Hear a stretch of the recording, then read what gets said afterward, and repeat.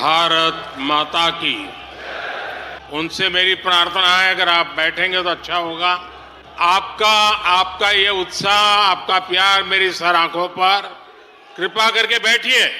थोड़ी जगह कम पड़ रही है, मेरी सबसे प्रार्थना है, भले नीचे बैठना पड़े लेकिन अगर आप बैठेंगे तो अच्छा होगा। इधर से मेरे साथियों से आग्रह है, आप यहाँ सुनाई देता है मेरी बात? सुनाई देती है? जरा प्रबंधक उस तरफ देखे भाई, जगह नहीं है तो कृपा करके आप कहीं पर भी नीचे बैठ जाइए। भारत माता की, भारत माता की। राष्ट्रीय अधिवेशन में यहाँ उपस्थित और देश के कोने कोने से जुड़े प्रत्येक भाजपा कार्यकर्ता का मैं अभिनंदन करता हूँ। भाजपा का कार्यकर्ता साल के हर दिन 24 घंटे देश की सेवा के लिए कुछ न कुछ करता ही रहता है, लेकिन अब अगले 100 दिन नई ऊर्जा, नया उमंग, नया उत्साह, नया विश्वास, नए जोश के साथ काम करने का है। आज 18 फरवरी है और इस कालखंड में जो युवा 18 वर्ष के पड़ाव पर पहुंचे हैं, वो देश की 18वीं लोकसभा का चुनाव करने वाले हैं। अगले 100 दिन हम सबको जुट जाना है, हर नए वोटर तक पहुंचना है, हर लाभार्थी तक पहुंचना है, हर वर्ग, हर समाज, हर पंथ, परंपरा, सब लोगों के पास पहुंचना है। हमें सबका विश्वास हासिल करना है और जब सबका प्रयास होगा तो देश की सेवा के लिए सबसे ज्यादा सीटें भी बीजेपी को ही मिलेगी। और आज कल मुझे पदाधिकारियों के साथ बैठने का अवसर मिला, कल दोपहर के से आप सबके साथ बैठने का अवसर मिला। मैं नड्डा जी को और उनकी पूरी टीम को और आप सबको बधाई देता हूं। जब मैं पदाधिकारियों की बैठक में साल भर के काम का रिपोर्टिंग सुन रहा था, मैं सचमुच में इतना प्रभावित हुआ कि भाजपा के कार्यकर्ता सत्ता में रहने के बावजूद भी समाज के लिए इतना करते हैं, दिन रात दौड़ते हैं, संकटों के बीच भी करते हैं और सिर्फ भारत मां की जय के लिए करते हैं। ये 2 दिन भी जो चर्चा हुआ, विचार विमर्श हुआ है, देश के उज्जवल भविष्य के लिए हमारे संकल्प को दृढ़ करने वाली हर बातें हुई है। मैं इस भव्य आयोजन के लिए आप सबको भी, देश भर के कार्यकर्ताओं को भी नड्डा जी के माध्यम से सबका अभिनंदन करता हूं। साथियों, आज मैं समस्त देशवासियों की तरफ से संत शिरोमणि आचार्य श्री 108 पूज्य विद्यासागर जी महाराज को श्रद्धा पूर्वक, आदर पूर्वक नमन करते हुए श्रद्धांजलि देता हूं। उनके संलेखन समाधिस्थ होने की सूचना मिलने के बाद उनके अनुयायी शोक में हैं, हम सभी शोक में हैं और मेरे लिए तो यह एक व्यक्तिगत क्षति जैसा है। वर्षों तक मुझे व्यक्तिगत रूप से अनेक बार उनसे मिलने का, उनके दर्शन करने का, उनके मार्गदर्शन प्राप्त करने का अवसर मिला है। कुछ ही महीने पहले ऐसा ही मन कर गया था, मेरे प्रवास कार्यक्रम को बदल करके बहुत सुबह सुबह मैं उनके पास पहुंच गया था। तब पता नहीं था कि मैं दोबारा उनके दर्शन नहीं कर पाऊंगा। ये मेरा सौभाग्य रहा है कि पिछले 50 से भी ज्यादा वर्षों से मुझे देश के गणमान्य आध्यात्मिक मूर्तियों के निकट रहने का, उनके आशीर्वाद पाने का अवसर रहा है और इसलिए मैं उस आध्यात्मिक जगत की उस शक्ति को भली भांति जानता हूं, समझता हूं, अनुभव करता हूं। आपको सुनकर के आश्चर्य होगा कि वे तो दिगंबर परंपरा से थे, उनका जीवन कैसा होता है हम जानते हैं, लेकिन शायद ही कोई ऐसी महत्वपूर्ण घटना ऐसी नहीं होगी या मेरी तरफ से कुछ महत्वपूर्ण किसी काम में मेरा संबंध आया हो, 24 घंटे के भीतर उसका एनालिसिस करके मुझे उनका संदेश आता था। यानी कितने जागरूक थे, और अपनी विराट आध्यात्मिक यात्रा, और उसके बाद भी वो हम सबको हमेशा प्रेरणा देते रहे हैं। जीवन भर उतनी सौम्यता के साथ उनका लोगों को मिलना, उन्होंने हमारे युवाओं को परंपराओं से जोड़ा, गरीबों तक शिक्षा और स्वास्थ्य की सुविधाएं पहुंचाई। उनका पूरा जीवन उस व्यक्ति के लिए प्रेरणा जैसा है जिसने गरीबों और वंचितों के लिए काम करने का संकल्प लिया है। आज जब भारत प्रगति के पथ पर आगे बढ़ रहा है, मुझे विश्वास है कि उनके सिद्धांत और उनका आशीर्वाद ऐसे ही भारत भूमि को प्रेरणा देता रहेंगे। साथियों, पिछले 10 वर्षों में भारत ने जो गति हासिल की है, बड़े लक्ष्यों को प्राप्त करने का जो हौसला पाया है, यह अभूतपूर्व है साथियों। और इसलिए नहीं कि मैं कह रहा हूं, दुनिया गाजे बाजे के साथ बोल रही है। भारत ने आज हर क्षेत्र में जो ऊंचाई हासिल की है, उसने हर देशवासी को एक बड़े संकल्प के साथ जोड़ दिया है, और ये संकल्प है विकसित भारत का। अब देश न छोटे सपने देख सकता है और देश न अब छोटे संकल्प ले सकता है। सपने भी विराट होंगे, संकल्प भी विराट होंगे,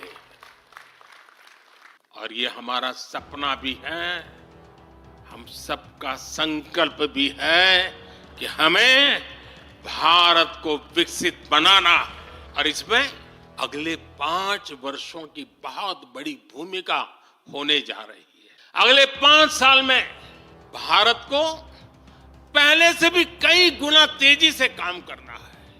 अगले 5 साल में हमें विकसित भारत की तरफ एक लंबी छलांग लगानी है।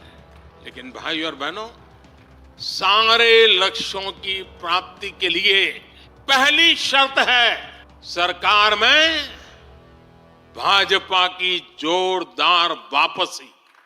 आज विपक्ष के नेता भी एनडीए सरकार 400 पार के नारे लगा रहे हैं, और एनडीए को 400 पार कराने के लिए भाजपा को 370 का माइलस्टोन पार करना ही होगा। साथियों, कई बार लोग मुझसे कहते हैं,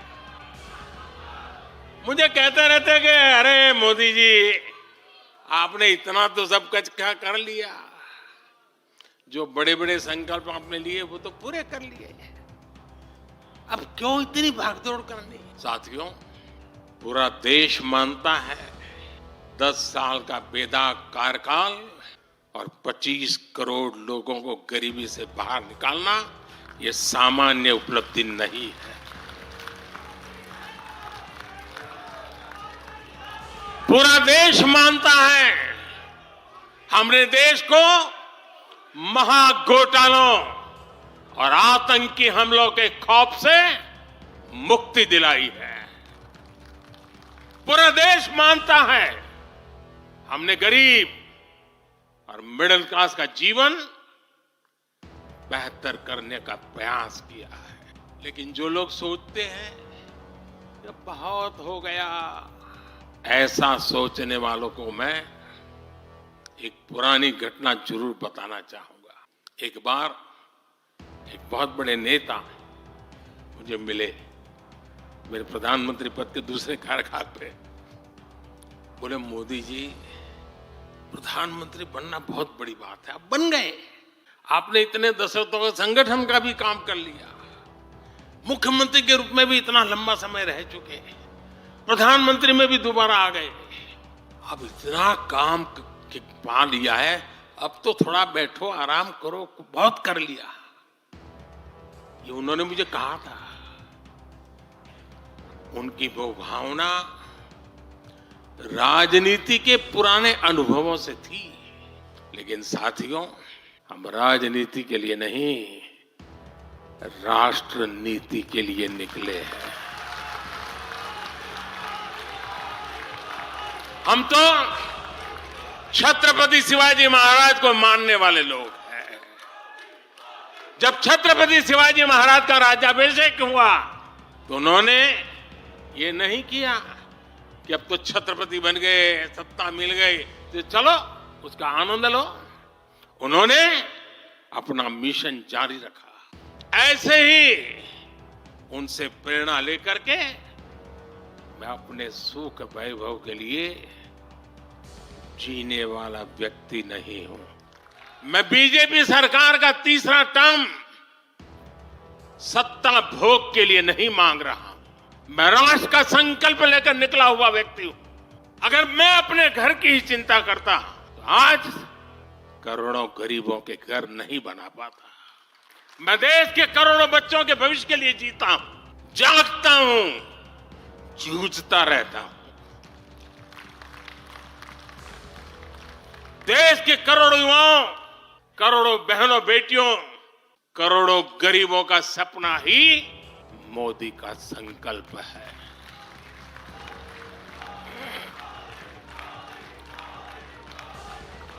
और इस संकल्प की पूर्ति के लिए ही हम सब सेवा भाव से दिन रात एक कर रहे हैं। 10 वर्षों में हमने जो हासिल किया साथियों, वो तो एक पड़ाव मात्र है। मंजिल तक पहुंचने का एक नया विश्वास है।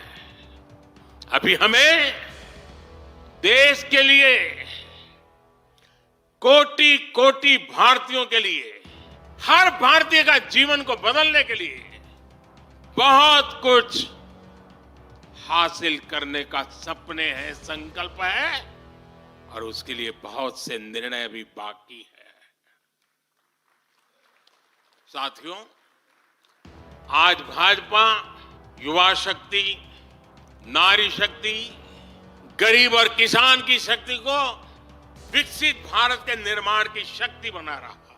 पहले लोगों को लगता था कि सरकारें बदलती हैं, व्यवस्था नहीं बदलती। हमने सच्चे अर्थ में सामाजिक न्याय की भावना से हर व्यवस्था को पुरानी सोच, पुरानी अप्रोच से बाहर निकाला। जिनको किसी ने नहीं पूछा, हमने उन्हें पूछा है। इतना ही नहीं, हमने उसको पूजा है। आदिवासियों में भी सबसे पिछड़ी जनजातियों को पहले किसी ने नहीं पूछा। हमने उनके लिए पीएम जनमन योजना बनाई। लाखों विश्वकर्मा परिवारों को किसी ने नहीं पूछा। हमने उनके लिए पीएम विश्वकर्मा योजना बनाई। रेहड़ी, ठेले, फुटपाथ पर काम करने वाले लाखों साथियों के बारे में किसी ने नहीं सोचा। हमने उनके लिए पीएम स्वनिधि योजना बनाई। साथियों, पहले की सरकारों ने महिलाओं के हितों की, उनके जीवन में आ रही परेशानियों की भी कभी चिंता नहीं की। हमारे यहां बेटियों को गर्भ में ही मार डालने की कितनी विराट समस्या थी। हमने इसके लिए सामाजिक चेतना, साथ साथ कड़े कानून दोनों का सहारा लिया। पहली बार देश में बेटी बचाओ बेटी पढ़ाओ जैसा एक जन आंदोलन चला, जिसका एक बहुत ही सार्थक प्रभाव हुआ। हमने बालिकाओं के, महिलाओं के पोषण पर विशेष बल दिया। हमने पोषण अभियान चलाया ताकि गर्भवती महिलाओं को उचित मदद मिल सके। स्वस्थ महिला ही स्वस्थ संतान को जन्म दे सकती है। गर्भ के समय महिलाओं को उचित पोषण मिले, इसके लिए मातृ वंदना योजना के तहत 3.25 करोड़ से अधिक बहनों को सीधी मदद दी। हमने सुरक्षित मातृत्व अभियान के तहत लगभग 5 करोड़ गर्भवती महिलाओं को हेल्थ चेकअप किया। प्रयास यही था कि माता और शिशु दोनों के जीवन पर पहले जो खतरे रहते थे उन्हें कम किया जा सके। 2014 से पहले महिला सुरक्षा को लेकर कितनी चिंताएं होती, हर कोई चिंतित रहता था। हमने रैप, बलात्कार ऐसे अपराधों को, संगीन अपराधों में फांसी की सजा सुनिश्चित की। ऐसे मामलों का तेजी से निपटारा हो, इसके लिए भी विशेष व्यवस्थाएं बनाई। साथियों, मैं देश का पहला प्रधानमंत्री हूं जिसने शौचालय जैसे विषय को लाल किले से उठाया। मैं देश का पहला प्रधानमंत्री हूं जिसने महिलाओं के खिलाफ अपशब्दों पर लाल किले से नाराजगी व्यक्त की थी। नारी गरिमा, नारी सम्मान हमारे लिए सर्वोपरि है। मुझे गर्व है कि पिछले 10 वर्षों में भाजपा सरकार ने महिलाओं का जीवन आसान बनाने के लिए अनेक कदम उठाए हैं। हमने 10 करोड़ उज्ज्वला गैस कनेक्शन दिया। हमने 4 करोड़ घर बनवाए, जिनमें 3 करोड़ से ज्यादा घर महिलाओं के नाम रजिस्टर हुए। हमने महिलाओं के नाम 3 करोड़ से ज्यादा घर रजिस्टर करवाकर उनको घर की मालकिन बनाया। हमने 10 करोड़ परिवारों की बहनों को पहली बार नल से जल दिया। हमने 12 करोड़ परिवारों की बहनों को टॉयलेट दिया। और टॉयलेट वो 4 दीवारी नहीं है, इज्जत घर है। हमने 1 रुपये में सुविधा सैनिटरी पैड्स की योजना शुरू की। हमने 25 करोड़ से ज्यादा महिलाओं के बैंक अकाउंट खोले। हमने 30 करोड़ से अधिक मुद्रा लोन महिला लाभार्थियों को दिए। साथियों, बहनों को आर्थिक रूप से सशक्त करने के लिए, बेटियों को नौकरी करने में आसानी हो, इसके लिए हमने अनेक कदम उठाए। हमने सेल्फ हेल्प ग्रुप से 10 करोड़ बहनों को जोड़ा। हमने 1 करोड़ बहनों को लखपति दीदी बनाया। खादी को जो फिर से नया जीवन मिला है, उसका फायदा भी सबसे अधिक गांव की बहनों को ही हुआ है। हमने प्रेगनेंसी लीव को बढ़ाकर 26 हफ्ते किया। पहले फैक्ट्रियों में या दूसरी जगहों पर महिलाओं को नाइट शिफ्ट में काम करने के लिए अनेक अड़चने थी। हमने श्रम कानूनों में सुधार करके उनको भी दूर किया। हमने पैरामिलिट्री फोर्सेस में महिलाओं की भर्ती 2 गुने से अधिक की। हमने सेनाओं के अग्रणी मोर्चों में महिलाओं की तैनाती को सुनिश्चित किया। हमने सैनिक स्कूलों और मिलिट्री एकेडमी के दरवाजे बेटियों के लिए खोल दिए। साथियों, इस बार 26 जनवरी को कर्तव्य पथ भारत की नारी शक्ति से पूरे देश को प्रेरणा दे रहा था। साथियों, आने वाले समय में हमारी माताओं, बहनों, बेटियों के लिए अवसर ही अवसर आने वाले हैं। मिशन शक्ति से देश में नारी शक्ति की सुरक्षा और सशक्तिकरण का संपूर्ण इकोसिस्टम बनेगा। अब 15,000 महिला सेल्फ हेल्प ग्रुप को ड्रोन मिलेंगे। ड्रोन दीदी खेती में वैज्ञानिकता और आधुनिकता लाएगी। अब देश में 3 करोड़ महिलाएं लखपति दीदी बनाई जाएगी। पीएम विश्वकर्मा योजना से परंपरागत कला और शिल्प से जुड़ी बहनें सशक्त होगी। नई नेशनल एजुकेशन पॉलिसी से बेटियों को शिक्षा और स्किल के मामले में सबसे अधिक फायदा होगा। गांव के पास ही बेहतर स्पोर्ट्स इंफ्रास्ट्रक्चर बने, बेटियां हमारी स्पोर्ट्स में कमाल करेगी। साथियों, आज जब मैं बीते 10 वर्षों की तरफ नजर डालता हूं तो कितना ही कुछ याद आता है। ये 10 वर्ष साहसिक फैसलों, दूरगामी निर्णयों के नाम है। जो काम सदियों से लटके थे, हमने उनका समाधान करने का साहस करके दिखाया है। अयोध्या में भव्य राम मंदिर का निर्माण करके हमने 5 सदियों का इंतजार खत्म किया है।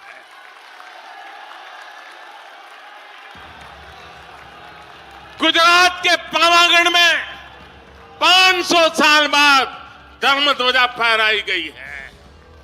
7 दशक बाद हमने करतारपुर साहिब राहदारी खोली है। 7 दशक के इंतजार बाद देश को आर्टिकल 370 से मुक्ति मिली है। लगभग 6 दशक बाद राजपथ कर्तव्य पथ के नए स्वरूप में सामने आया है।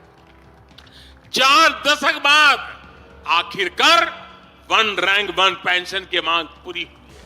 3 दशक बाद आखिरकार देश को नई राष्ट्रीय शिक्षा नीति मिली है। 3 दशक बाद आखिरकार लोकसभा और विधानसभा में महिलाओं को आरक्षण मिला है। 3 तलाक की बुराई के लिए विरुद्ध कड़ा कानून बनाने का साहस भी हमने दिखाया है। दशकों से नए संसद भवन की जरूरत महसूस हो रही थी, उसे हमने ही पूरा किया। यह प्रत्येक भाजपा कार्यकर्ता का सौभाग्य है, वैसी अनेक सिद्धियों का निमित्त बन सके। साथियों, कोई भी देश हो, वो अपना भविष्य तभी संवार सकता है जब वह अपने इतिहास को सहज कर रखता है। बीते वर्षों में भारत ने अपने इतिहास को सहेजा भी है, संवारा भी। हमने नेशनल वॉर मेमोरियल का निर्माण किया, हमने राष्ट्रीय पुलिस स्मारक बनाई, हमने अंडमान में नेताजी सुभाष और परमवीर चक्र विजेताओं के नाम पर द्वीपों का नामकरण किया। हमने दांडी में नमक सत्याग्रह का आधुनिक स्मारक का निर्माण किया। हमने बाबा साहब आंबेडकर से जुड़े पंच तीर्थ को विकसित किया। हमने रांची में भगवान बिरसा मुंडा की स्मृति में म्यूजियम बनाया। सरदार पटेल को समर्पित स्टैच्यू ऑफ यूनिटी हमारे कार्यकाल में बनी। 31 अक्टूबर को राष्ट्रीय एकता दिवस हमारी सरकार ने घोषित किया। 15 नवंबर को जनजातीय गौरव दिवस के रूप में घोषित करने का अवसर हमें मिला। 14 अगस्त को विभाजन विभीषिका दिवस के रूप में याद करने का निर्णय हमारी सरकार ने लिया। 26 दिसंबर को हमने साहिबजादों की स्मृति में वीर बाल दिवस घोषित किया। 26 नवंबर को संविधान दिवस घोषित करने का फैसला भी हमारी सरकार ने किया और 21 जून को संयुक्त राष्ट्र इंटरनेशनल योगा डे भी हमारी ही सरकार के प्रयासों से घोषित किया। साथियों, विपक्ष के हमारे दल भले ही योजनाओं को पूरा करना न जानते हो, लेकिन झूठे वादे करने में इनका कोई जवाब नहीं रहा है। बावजूद इसके आज एक वायदा करने से ये सारे राजनीतिक दल घबराते हैं। एक भी राजनीतिक दल के मुंह से नहीं सुना होगा जो वायदा हम कर रहे हैं ना, इसका जिक्र तक करने का उनमें सामर्थ्य नहीं है।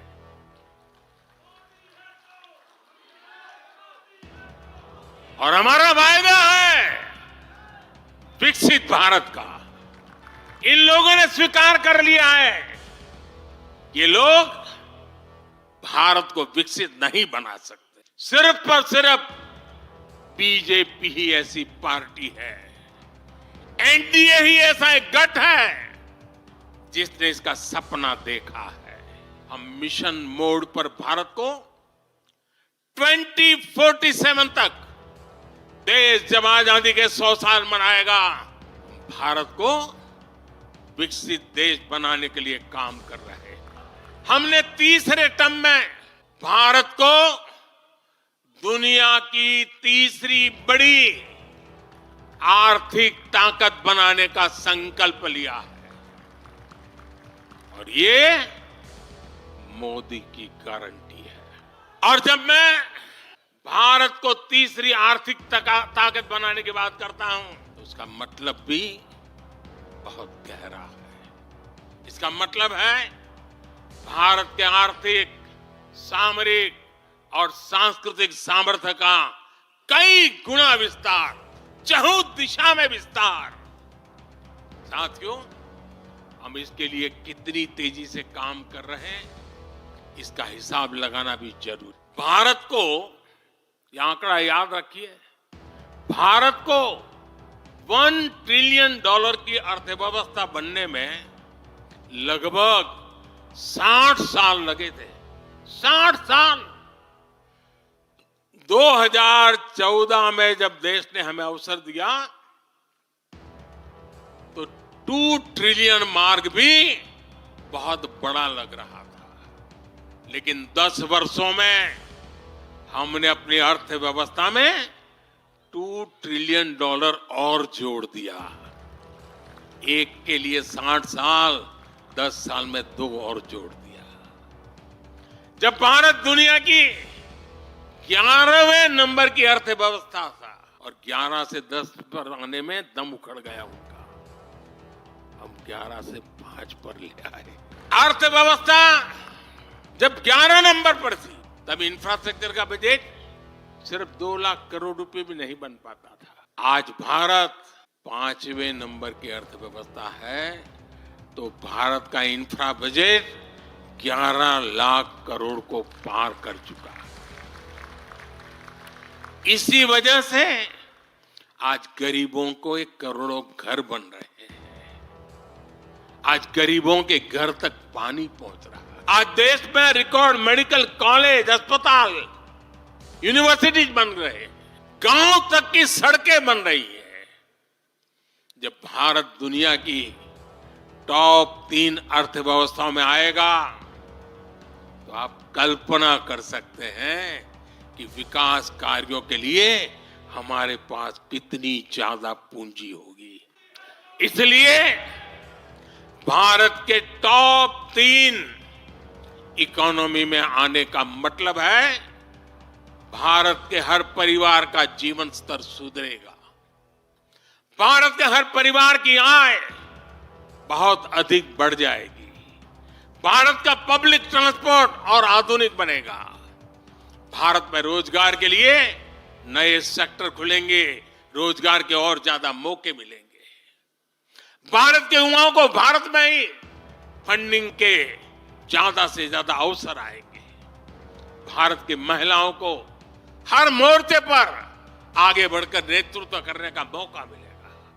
हमारे किसान लेटेस्ट टेक्नोलॉजी से जुड़कर काम करेंगे। कृषि उत्पाद में वैल्यू एडिशन करेंगे।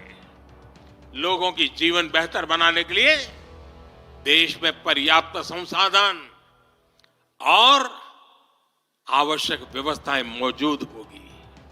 साथियों, मुझे खुशी है कि आज विकसित भारत अभियान की बागडोर भी भारत के युवाओं ने संभाली है। पिछले 1.5 साल में विकसित भारत के संकल्प से जुड़े सुझावों के लिए, और लोगों को ऐसा लगता होगा कि हम बात पता, ऐसा नहीं है। इस पर हम 1.5 साल से चुपचाप काम कर रहे हैं। सरकार की मशीनरी को लगाया है और आपको जानकर के खुशी होगी, अब तक 15 लाख लोगों से ज्यादा लोगों ने विकसित भारत कैसा हो, रोडमैप कैसा हो, इनिशिएटिव कैसे हो, नीतियां कैसी हो, इसमें विचार विमर्श हुआ है। लोगों ने अपने आइडियाज दिए हैं और आपको जानकर के और खुशी होगी, इन 15 लाख में से आधे से ज्यादा वो लोग हैं जिनकी उम्र 35 से कम है। पूरी युवा सोच के साथ हम आगे बढ़ रहे हैं। इन लाखों युवाओं ने विकसित भारत का रोड मैप सुझाया है। साथियों, युवा ऊर्जा से भरा हुआ भारत आज अपने लिए बड़े लक्ष्य तय कर रहा है और जो लक्ष्य तय करता है अपनी आंखों के सामने उसे प्राप्त भी करता है। हम 2029 में 2029 में भारत में यूथ ओलंपिक के लिए तैयारी कर रहे हैं। हम 2036 में भारत ओलंपिक खेलों की मेजबानी करें, इसके लिए काम कर रहे हैं। हम 2030 तक हमारी रेलवे को नेट जीरो टारगेट पर ला करके कार्बन मुक्त करने की दिशा में काम कर रहे हैं। हम 2030 के बजाय अपनी टारगेट डेट से 5 साल पहले ही पेट्रोल में 20% इथेनॉल ब्लेंडिंग का लक्ष्य भी हासिल कर लेंगे। भारत 2070 तक नेट जीरो के लक्ष्य को हासिल करने के लिए भी नीतियां बना रहा है। इसका अर्थ है कि आने वाले समय में हमारे देश में अनगिनत ग्रीन जॉब्स बनेगी। साथियों, विकसित भारत वो नहीं होगा जिसका भविष्य भाग्य के भरोसे हो। इसलिए दूसरे देशों पर भारत की निर्भरता को हम तेजी से कम कर रहे हैं। इसलिए हम देश के लिए बड़े लक्ष्य बना रहे हैं और उनके लिए योजनाबद्ध तरीके से काम भी कर रहे हैं। भविष्य में हम एक ऐसा भारत देखेंगे जिससे लाखों करोड़ रुपए का खाद्य तेल बाहर से लाने की जरूरत नहीं होगी। हमारे पाम ऑयल मिशन की मदद से हमारे किसान इतने सशक्त हो जाएंगे कि वो देश के पैसों की बचत कर सकते। बीते कुछ वर्षों में दलहन, तिलहन और श्री अन्न के लिए विशेष नीतियां बनाई है, जिससे छोटे छोटे किसानों को मदद हो रही है। भविष्य में भी हमारे किसानों को इनसे और लाभ मिलेगा। किसानों के भविष्य को सुरक्षित करने के लिए हमने देश के कोने कोने में अमृत सरोवर अभियान भी शुरू किया।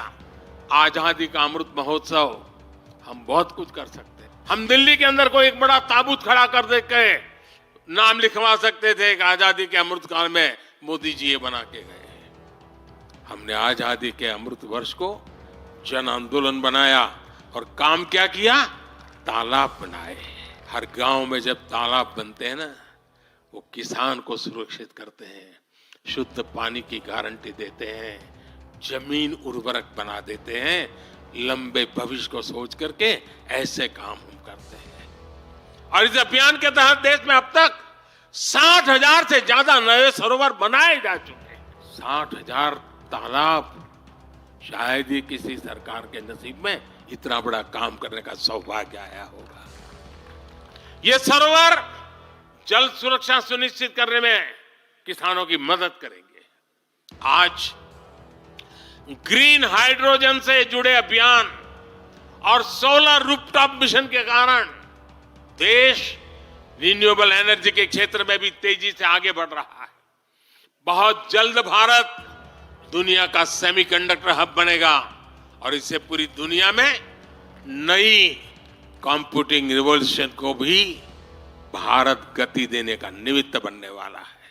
पोर्ट लेड ग्रोथ से पब्लिक ट्रांसपोर्ट तक आने वाले समय में हर क्षेत्र को नई ऊंचाई मिल सकेगी। साथियों, भाजपा आज देश का एकमात्र दल है जो एक भारत श्रेष्ठ भारत की भावना के प्रति इतना आग्रही भी है और इतना समर्पित भी है। मैं पिछले महीने के अपने अनुभवों को भी कभी भूल नहीं सकता। इस दौरान मुझे भगवान श्री राम से जुड़े कई स्थानों में भ्रमण करने का अवसर मिला। मेरा 11 दिन का अनुष्ठान चल रहा था। उस अनुष्ठान के दरमियान मैं नासिक, लेपाक्षी, त्रिप्रयार, श्रीरंगम, रामेश्वरम, धनुषकोडी, मैं इन जगहों पर एक सामान्य साधक के तौर पर गया था। इस दौरान मुझे दक्षिण भारत के विभिन्न क्षेत्रों में लोगों से जो स्नेह मिला, आशीर्वाद मिले, मैं उसका शब्दों में बयान नहीं कर सकता और पॉलिटिकल पंडितों के पैरामीटर में कभी आ ही नहीं सकता है जी। जब मैं सड़कों से गुजर रहा था, लोग अपने वचन से, अपने भावों से मुझ पर अपना आशीर्वाद बरसा रहे थे। इस दौरान मुझे कंब रामायण का पाठ सुनने का अवसर मिला। ये ठीक उसी जगह पर हुआ जहां महान कवि कंबन ने 800 वर्ष पहले अपने रामायण की रचना की थी। आप कल्पना कर सकते हैं उसी स्थान पर बैठ करके जो मैं कंब रामायण सुन रहा था, उस भाव विश्व को मैं ही अनुभव कर सकता हूं। एक ऐसा अद्भुत क्षण था जिसमें एक भारत श्रेष्ठ भारत की भावना पूरी तरह समाहित थी। मुझे विश्वास है कि आप सभी ने भी कम अधिक मात्रा में इसे महसूस किया होगा। हम हमेशा विभिन्न तरीके से देशवासियों को करीब लाने का निरंतर प्रयास करते हैं। एकता के सूत्र में बांधने के लिए हमारी कोशिश रहती है। चाहे संयुक्त राष्ट्र में पहली बार जाकर के कोई तमिल में बोलता है, जगत गुरु बसवेश्वरा का संदेश दूर दूर तक पहुंचाने के लिए हम लेके जाते हैं। काशी तमिल संगमम का आयोजन हो, काशी तेलुगु संगमम का आयोजन हो, या फिर बीएचयू में सुब्रमण्यम भारती के नाम पर चेयर की स्थापना हो। हम G20 करते हैं तो भी देश के कोने कोने में जाकर के करते हैं। हम विश्व के मेहमान आते हैं तो दिल्ली को इस देश नहीं मानते, हम हर राज्य में लेकर के जाते हैं।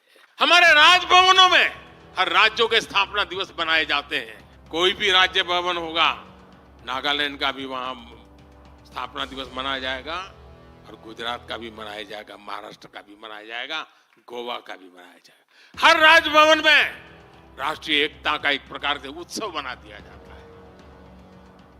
हम अपनी विविधता को सेलिब्रेट करते हैं। एक भारत श्रेष्ठ भारत की भावना हमारे दिल के बहुत करीब है। इसे मजबूत बनाने के लिए हम काम करते हैं। साथियों, एक भारत श्रेष्ठ भारत की भावना हमारी गवर्नेंस में भी दिखाती है। हर क्षेत्र के विकास पर हमारा पूरा फोकस है। नॉर्थ ईस्ट का उदाहरण आपके सामने है। पहले की सरकारों में नॉर्थ ईस्ट को पूरी तरह अनदेखा कर दिया गया क्योंकि पार्लियामेंट की सीटें कम है, उनका इंटरेस्ट नहीं था। हम वोट और सीटों के हिसाब से काम नहीं करते। मेरे लिए तो मेरे देश का हर कोना समृद्ध हो, विकसित हो, ये हमारा भाव है। आज चाहे सियाचिन हो या फिर देश के आकांक्षी जिले हो, कोई हमसे दूर नहीं है। वो गांव जिन्हें पहले आखिरी गांव कहा जाता था, हमारे लिए देश के वो पहले गांव बन गए। और मेरे सारे कैबिनेट के मंत्री उन गांवों में रात बिता कर आए। कुछ मंत्रियों को तो -15 डिग्री में रात को रुकना पड़ा वहां, क्योंकि हम आत्मसात करना चाहते। हमारे लिए देश का हर हिस्सा महत्वपूर्ण है, हर हिस्से पर हमारा फोकस है। साथियों, जो भी राजनीति में दिलचस्पी रखता है और जिसके लिए लोकतांत्रिक मूल्य प्रमुख रहते हैं, वो भी अगर न्यूट्रल है तो पब्लिकली हमारी प्रशंसा करते हैं। न्यूट्रल नहीं है तो खानगी में तो कर ही देते हैं। इसकी एक बड़ी वजह है, हमने समय के साथ खुद को सकारात्मकता के साथ बदलने का प्रयास किया है। हमने अपनी राजनीतिक व्यवस्था को नए और आधुनिक विचारों के लिए खुला रखा। आजादी के बाद वर्षों तक जिन्होंने हमारे देश पर शासन किया, उन्होंने एक व्यवस्था बना दी। उस व्यवस्था में कुछ बड़े परिवारों के लोगों को ही सत्ता के केंद्र में रहे, उनके आसपास रहने वाले लोगों को ही राजनीतिक ताकत मिलती रही। अहम पदों पर परिवार के करीबियों को ही आगे बढ़ाया गया। हमने इस व्यवस्था को भी बदल दिया। हमने नए लोगों को मौका दिया कि वो हमारी व्यवस्था का हिस्सा बने और परिणाम ला करके दिखाएं। इससे व्यवस्था में नयापन आया और इसका लोकतांत्रिक स्वरूप कायम रहा। हमारी कैबिनेट में रिकॉर्ड संख्या में नॉर्थ ईस्ट के मंत्री हैं। नागालैंड से पहली बार एक महिला राज्यसभा में सांसद बन गई। हमें गर्व है कि हमने पहली बार त्रिपुरा के व्यक्ति को काउंसिल ऑफ मिनिस्टर्स के अंदर स्थान दिया है। पहली बार हमारी सरकार में अरुणाचल प्रदेश को कैबिनेट मिनिस्टर मिला है। पहली बार गुर्जर मुस्लिम को राज्यसभा के लिए नॉमिनेट किया गया। हमारी सरकार में ही गोवा से कैबिनेट मंत्री बनाया गया। हमें गर्व है कि हम बीजेपी के एक ऐसी संस्कृति का हिस्सा है जो मंत्रालय में रिकॉर्ड ओबीसी प्रतिनिधित्व सुनिश्चित किया जाता है। अमित भाई ने इसका विस्तार से वर्णन किया, इसलिए मैं ज्यादा उसके ऊपर नहीं कहना चाहता। साथियों, हमारी सरकार सबके लिए, सबका साथ, सबका विकास हमारे काम से ही झलकता है। हमें गर्व होता है जब करतारपुर साहिब कॉरिडोर के द्वारा लाखों सिख श्रद्धालुओं की आध्यात्मिक इच्छाएं पूरी होती है। अब कल्पना कीजिए, 70 साल तक भारत की सीमा में रह करके हमारे सिख पंथ के अनुयायी दूरबीन से पाकिस्तान के अंदर करतारपुर साहिब के दर्शन करते थे। हमने रास्ते खोल दिए। तो अब वो स्थिति बदल गई है। हमने लंगर की वस्तुओं से जीएसटी भी हटा दिया। हमने स्वर्ण मंदिर के लिए एफसीआर रजिस्ट्रेशन सुनिश्चित किया, जिससे विदेशियों को सेवा करने का अवसर मिला है। पहली बार वीर बाल दिवस मनाकर हमने सत्य और न्याय के लिए बलिदान देने वाले साहसजादों को, शौर्य को सम्मान दिया। आज केरल का बच्चा भी जानता है कि साहबजादे का बलिदान कैसा था। नागालैंड का बच्चा भी जानता है कि साहबजादों ने कितना बड़ा बलिदान दिया था। साथियों, अफगानिस्तान से भी गुरु ग्रंथ साहब के स्वरूपों को पूरे सम्मान के साथ भारत लाए।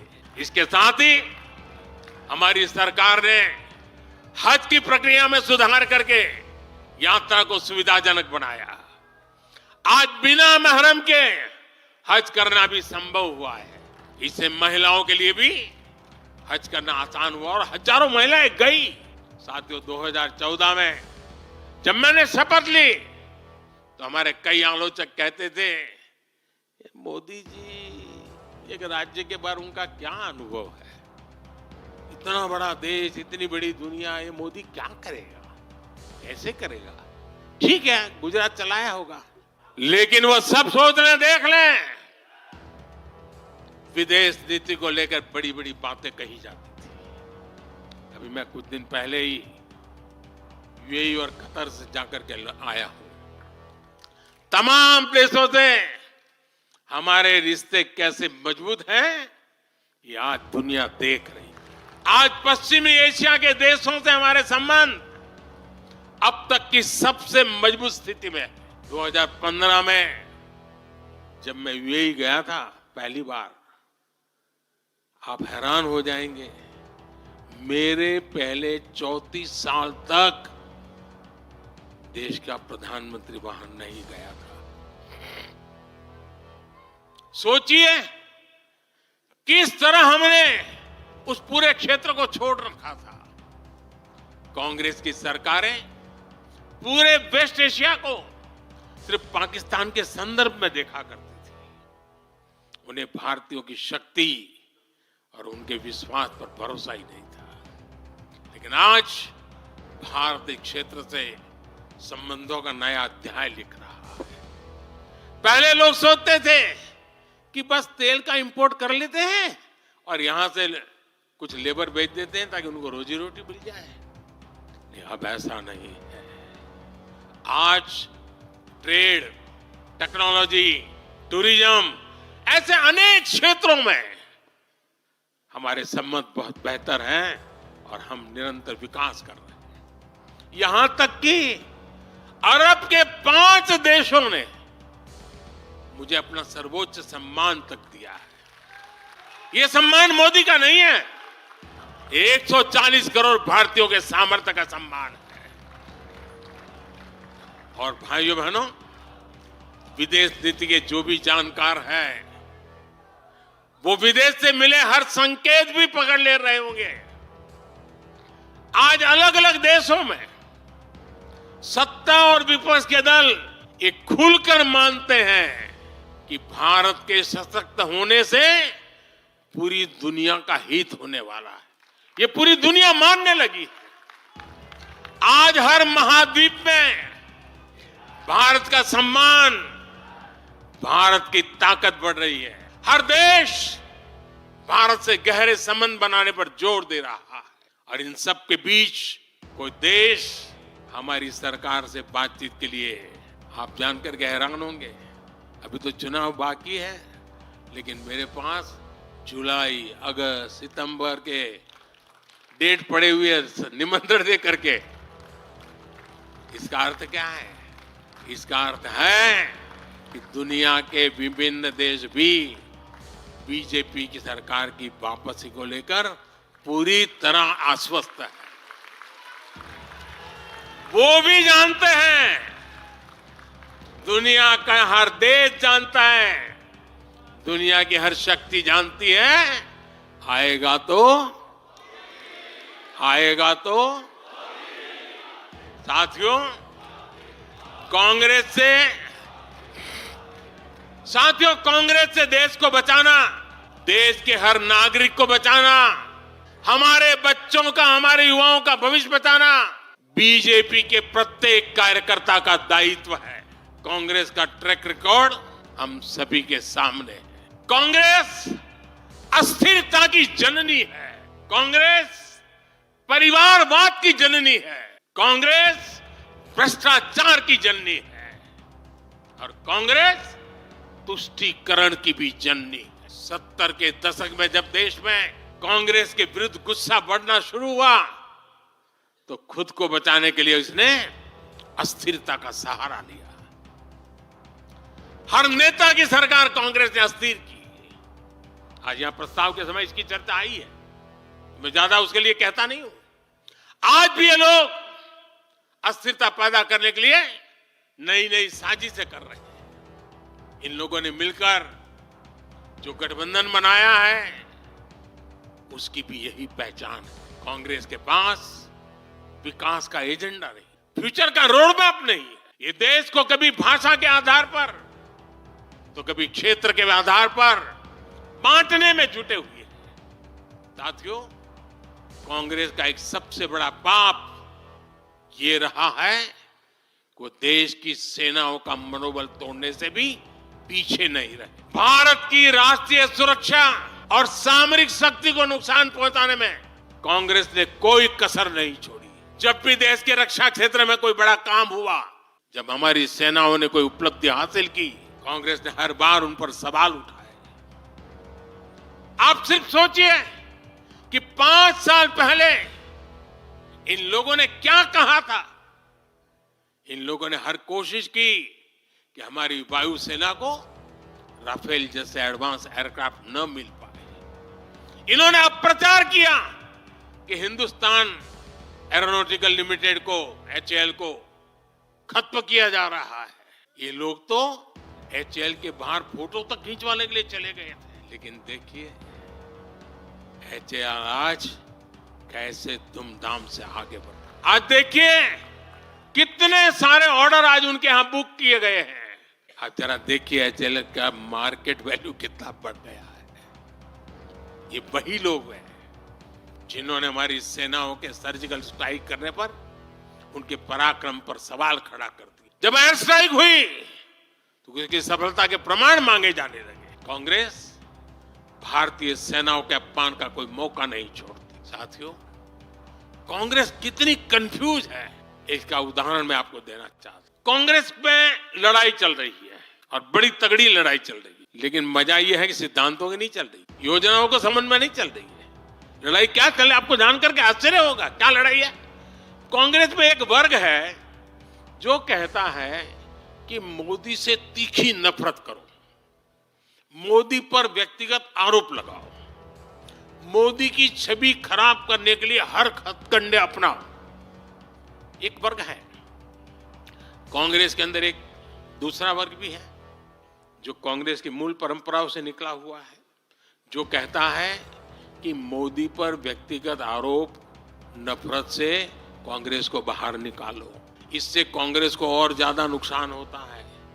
यानी कांग्रेस हमसे सैद्धांतिक मुद्दों पर लड़ाई नहीं लड़ रही है। कांग्रेस इतनी हताश है कि उसमें सैद्धांतिक विरोध, वैचारिक विरोध का साहस भी नहीं बचा। इसलिए गाली गलौज और मोदी पर झूठे आरोप ही उनका एकमात्र एजेंडा बन गया है। साथियों, लाल किले से मैंने कहा था यही समय है, यही समय है, यही समय है। भारत के इतिहास में आज वो समय आ गया है जब हमें अपने देश का भाग्य बदल देना है। और साथियों, मैंने देशवासियों को लाल किले से कहा था और आपको तो कई बार कह चुका हूं। मैंने देशवासियों को कहा था कि अगर आप 10 घंटे काम करेंगे तो मोदी 11 घंटे काम करेगा। अगर आप 12 घंटे काम करेंगे तो मैं 13 घंटे काम करूंगा। अगर आप 14 घंटे काम करेंगे तो मैं 15 घंटे काम करूंगा। मेरे साथियों, देश भर के मेरे कार्यकर्ताओं, देश भर के मेरे देश को उज्जवल भविष्य के लिए आशा लगाकर बैठे हुए लोगों से मैं कहना चाहूंगा, आने वाले 100 दिनों तक बीजेपी के हर कार्यकर्ता को अपने लिए नए लक्ष्य बनाने होंगे, उन्हें प्राप्त करना होगा। बीते वर्षों में भाजपा सरकार की योजनाओं का लाभ करोड़ों लाभार्थियों को मिला है। हमें हर लाभार्थी तक पहुंचना है और मेरी एक व्यक्तिगत प्रार्थना है, करोगे? जरा हाथ ऊपर करके बताइए, करोगे? करोगे? हर लाभार्थी के पास जाइए उनको कहना कि प्रधान सेवक नरेंद्र मोदी ने उन्हें प्रणाम कहा है। और इसमें आपको नमो ऐप से भी बहुत मदद मिलेगी। आप नमो ऐप के जरिए मेरा प्रणाम और मेरी चिट्ठी उन लाभार्थियों तक जरूर पहुंचाएंगे। किसी भी बूथ में एक भी फर्स्ट टाइम वोटर ऐसा ना हो जिस तक बीजेपी का कार्यकर्ता पहुंचा ना हो। आपको उन्हें पिछले 10 वर्षों के काम और आने वाले 5 वर्षों के प्लान, इसके विषय में जरूर बताना है। मैं आपको उन्हें नमो ऐप पर विकसित भारत का ब्रांड एम्बेसडर बनाने के लिए हमें उसको जोड़ना है। वो हमारा एम्बेसडर है। मतदान के दिन इन सभी मतदाताओं को बूथ पर लाकर हमें कमल निशान पर मतदान करवाना है और जहां एनडीए के साथी हो उनके निशान पर मतदान करवाना है। साथियों, हमें याद रखना है, हमें सिर्फ सरकार बनाने के लिए लोगों को नहीं जोड़ना, बल्कि देश बनाने के लिए भी तो लोगों को जोड़ना है। जो किसी भी कारण से अभी भी भाजपा से दूर है, उन तक हमें पहुंचना है। सबका साथ, सबका विकास ही हमारा मंत्र है। हमारे स्वतंत्रता सेनानियों ने जो सपने देखे थे, अब उन्हें पूरा करने का समय आ गया है और इसके लिए भाजपा जरूरी है। इसके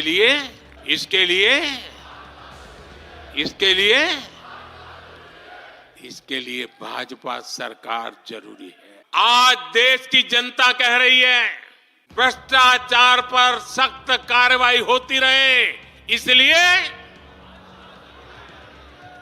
महंगाई पर लगाम लगी रहे, इसलिए देश के दुश्मनों में डर बना रहे, इसलिए निवेश और नौकरी के अवसर बढ़ते रहे, इसलिए भारत तीसरी बड़ी सबसे आर्थिक ताकत बने, इसके लिए भारत में तेजी से इंफ्रास्ट्रक्चर का निर्माण हो, इसलिए आत्मनिर्भर भारत अभियान सफल हो, इसलिए करोड़ों भारतीयों को मुफ्त राशन मिलता रहे, इसलिए किसानों को सम्मान निधि मिलती रहे, 100% लाभार्थी तक तेजी से लाभ पहुंचे, इसलिए साथियों, आप यहां से एक नए संकल्प के साथ अपने क्षेत्र में जाएं। अब की बार